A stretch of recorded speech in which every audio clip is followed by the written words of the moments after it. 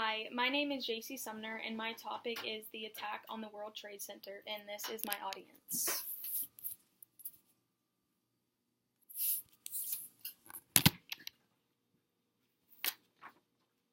If we learn nothing else from this tragedy, we learn that life is short and there is no time for hate. Sandy Dahl, wife of Flight 93 pilot Jason Dahl, said after the tragic events that occurred on September 11, 2001. This attack on the United States killed 2,977 people and has and will continue to shape the United States policies for years to come. In this event, 4 planes were hijacked and crashed by terrorists in an attempt to get back at the United States for their attempt to capture Osama bin Laden. Throughout this speech, I will talk about the attack on the World Trade Center, rebuilding memorials, and changes in America. My first main point will touch on the actual attacks that occurred on 9/11. At 8:19 a.m. on September 11, 2001, the history of the United States would begin to change forever. Hijackers on American Airlines Flight 11 stormed the cockpit and took over the controls at 8:19 a.m., which was just the first of many terrifying events that would occur on that tragic day. Just minutes after the plane was hijacked, Mohammed Atta crashed Flight 11 into the World Trade Center's North Tower at 8:46 a.m. The crash killed everyone on board the flight, as well as hundreds of other people that were inside the building. Immediately following, the North Tower started to evacuate, and shortly later, South Tower began to evacuate as well. At 9:03 a.m., United Airlines Flight 175 was crashed into the South Tower, killing everyone on board and hundreds in the building. Just minutes later, at 9:37 a.m., hijackers on Flight 77 crashed a plane into the Pentagon in Washington, D.C., killing 59 on board the plane and 125 military and civilians inside the building. 56 minutes after the plane hit the South Tower, it collapsed, followed by the collapse of the North Tower 102 minutes after it was struck. Flight 93 was hijacked at 10:07 a.m., but the passengers on board tried to retake the plane, causing them to crash into Pennsylvania, leaving all 40 passengers and crews dead. While this was the last physical attack on America that day, this was just the beginning of the war on terror and rebuilding. My second main point will address the days and weeks following the September 11th attacks and how President Bush and America recovered from this tragic event.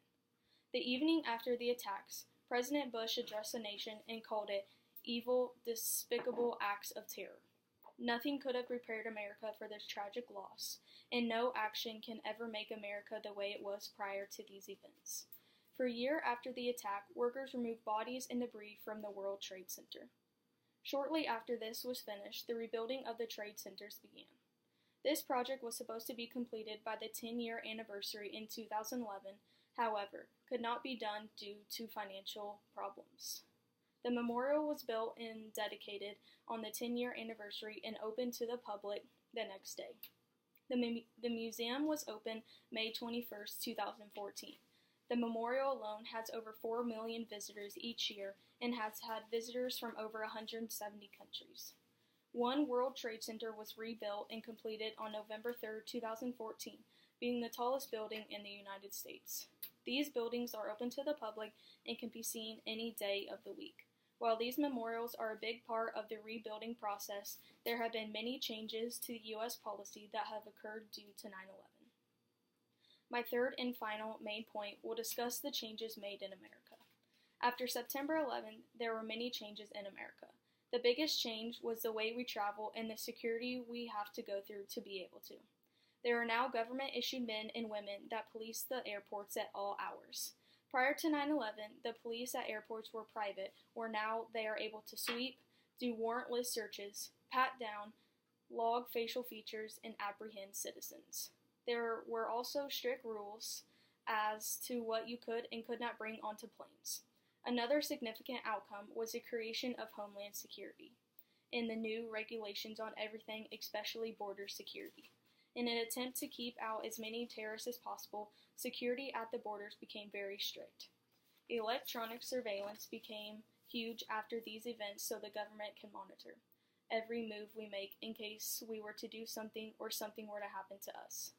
This includes things like monitoring our internet searches, text messages, and emails. A lot of people say that this is invasion and takes our rights away. However, it is their way of keeping us safe and attempting to keep terrorist attacks at a minimum. In conclusion, September 9, 2001 was a day that changed history and a day that will stand until the end of time. America was attacked by 19 terrorists, crashing 4 planes into significant monuments in the United States, killing 2,977 people and injuring thousands more. Like I discussed in my body paragraphs, this made a huge impact on society and the way we live. Memorials have been made and visited to remember the people who lost lives on this terrible day, and changes are continuing to be made to protect the American people. The war on terrorism isn't over, but we will continue to rebuild and do the best we can to keep terrorists out. Senator John Kerry said it best. It was the worst day we have ever seen, but it brought out the best in us all.